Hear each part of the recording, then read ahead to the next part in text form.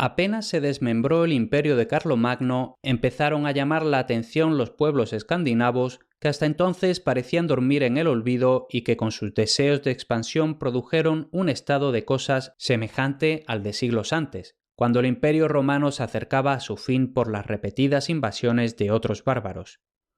Aparecieron como piratas procedentes de Dinamarca y de Noruega, y se les llamó daneses o normandos, hombres del norte.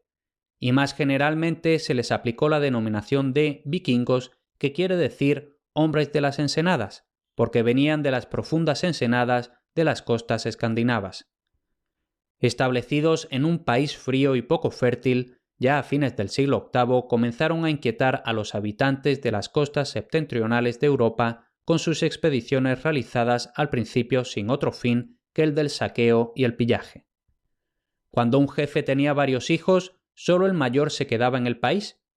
Los otros reunían una tropa de guerreros y los llevaban de expedición. Partían en barcas e iban al otro lado del mar a buscar un país en que robar. Los jefes de estas expediciones recibían el título de reyes de mar, y como tales eran obedecidos y respetados mientras duraba la expedición. Pero una vez ésta terminaba, los guerreros que les acompañaron eran sus iguales. Cierto que algunos se pasaban la vida en expediciones y hasta se vanagloriaban de no haber dormido nunca bajo techado ni haber viciado jamás su cuerpo bebiendo junto a un hogar. Veían el mundo como si fuese una aventura de esfuerzo. Por las tradiciones de sus hazañas, llamadas sagas, sabemos que Half, hijo de rey, no tenía más que una barca tripulada por 23 compañeros, todos descendientes de reyes.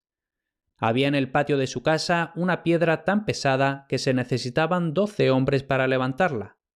Half no tomaba como compañeros sino a los que tenían bastante fuerza para levantar aquella piedra. Se comprometían a no ponerse jamás a resguardo durante la tempestad y a no vendar nunca sus heridas durante el combate. Por espacio de 18 años anduvo por el mar con su navío, y por fin lo volvió tan cargado de botín que la embarcación se iba a fondo. Entonces se echaron suertes para saber quién se arrojaría al mar para salvar al jefe y el cargamento. Todos se arrojaron y se salvaron a nado. Mientras vivieron Carlomagno y Egberto, los vikingos no hicieron más que correrías, pero luego se convirtieron estas en invasiones organizadas.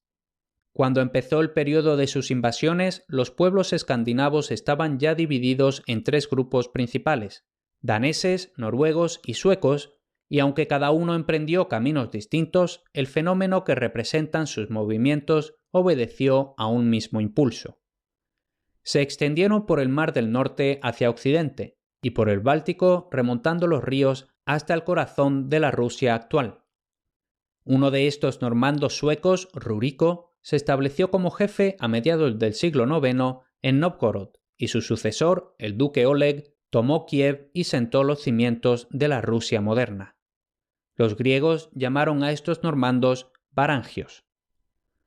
Aunque aparezcan con diversos nombres, estas tribus septentrionales eran en realidad ramas de un mismo árbol, cuyo tronco puede corresponder a los godos que siglos antes habían invadido el Imperio romano desde el Báltico hasta el Mar Negro, produciéndose ya entre ellos una escisión de ostrogodos y visigodos que dieron fin a sus correrías con la fundación del reino ostrogodo en Italia y los estados visigodos en España.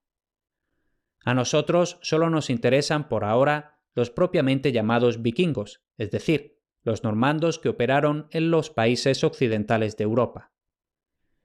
Estos guerreros combatían a pie, como en otro tiempo los francos y los sajones. Usaban lanza, espada, jabalinas y a veces arco. Pero su arma principal era un hacha muy pesada, de un filo, con mango muy largo, de la altura de un hombre. La manejaban con ambas manos. Partía los escudos de los enemigos, cortaba una cabeza o un miembro y hasta derribaba un caballo. Para defenderse no tenían al principio más que un escudo redondo, pero los países que fueron a saquear encontraron armaduras y empezaron a usar el casco puntiagudo y la cota de mallas de hierro. No hay que decir que, en cuanto se sentaron en tierra conquistada, se sirvieron también del caballo. El arte de la construcción naval estaba muy desarrollado entre ellos. Se hacían a la mar en barcas largas, altas, de forma esbelta, de quilla bastante aplastada. La proa era aguda y se levantaba hasta considerable altura, rematada en una figura que representaba el cuello y la cabeza de un caballo o de un dragón, a lo que debían el nombre de dragones que se les daba. Tenían un palo y a veces dos y estaban dotadas de velas cuadradas, que no se utilizaban más que cuando el viento soplaba de popa. En caso contrario, se arriaba el mástil y la barca navegaba a remo. A cada una de las dos bandas había 15 remos largos, cada uno movido por un guerrero, y así podían navegar con cualquier tiempo. Cada barca iba tripulada por una banda de 60 a 100 guerreros y varias de ellas salían juntas para una expedición. Los normandos se lanzaban de esta suerte mar adentro, perdiendo de vista las costas y, sin brújula, llegaban a remotísimas islas. Causa asombro cómo pudieron llegar donde llegaron si no poseían secretos de navegación.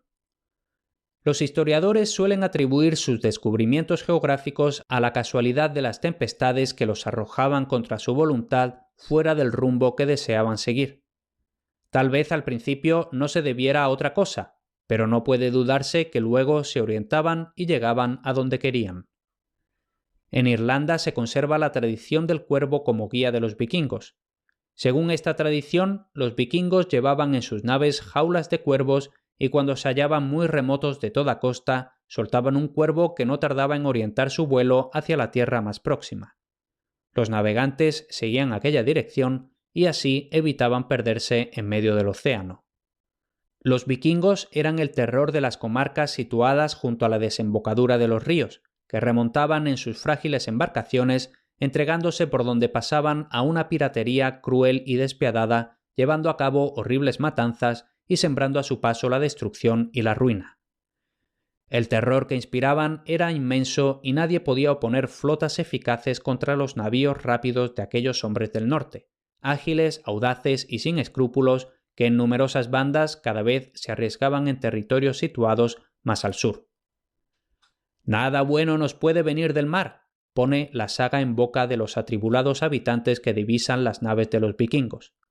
«La vista de las velas extranjeras no es más que señal de pillaje y devastación. Mañana la muerte y el fuego se extenderán por nuestros campos». Si consideramos las horribles hazañas de los normandos de un modo aislado, tendremos que confesar que eran gente excepcionalmente cruel. Pero puestas en parangón con las de otros pueblos invasores de Europa y con las costumbres de los mismos pueblos invadidos por ellos, veremos que su crueldad era en gran parte la característica dominante en la época, no frenada por el espíritu del cristianismo.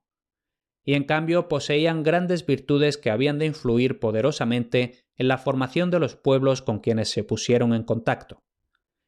Tenían sus leyes, que imponían castigos a los rebeldes, desertores y traidores.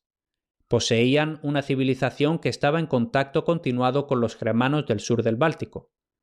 Eran poseedores de una escritura pobre, la rúnica, en la que se conservan algunos escritos, pero de todos modos no tenemos restos ni noticia de cultivo literario de su lengua propia en aquellos siglos. Las sagas son posteriores. Eran paganos. Su dios supremo era Odín, que cruza los aires invisible en su caballo blanco y armado con la lanza. Habita con los demás dioses el Asgard, no lejos de otro palacio, el Valhalla, mansión de delicia en cuyo recinto vivían nueva vida los héroes muertos en el campo de batalla. Cuando la guerra llevaba a los hombres a la pelea, Odín enviaba a las valquirias en busca de las almas de cuantos caían heroicamente, dando el rostro al enemigo. Ellas eran las encargadas de derramar el aguamiel a los valientes del Valhalla, de señalar los que debían hallar muerte en la pelea y de dar la victoria a los guerreros predilectos de Odín.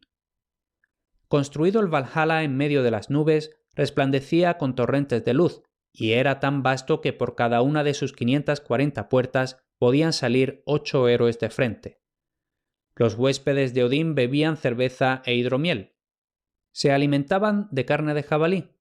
Sus copas eran los cráneos de los enemigos vencidos y muertos en batalla. Con los placeres de la mesa alternaban los de la liza.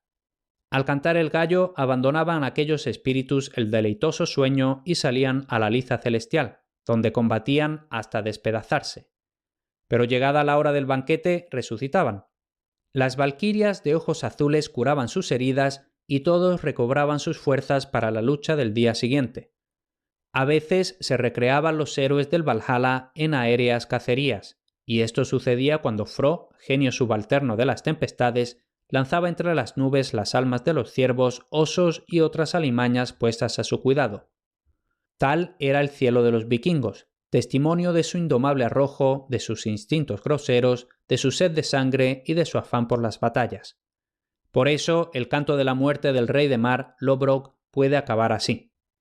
Hemos herido con nuestras espadas en 51 combates. Dudo que haya ningún rey tan famoso como yo.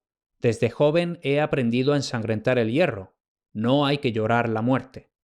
Enviadas a mí por Odín, las diosas me invitan. Voy a beber la cerveza con los dioses. Riendo, moriré.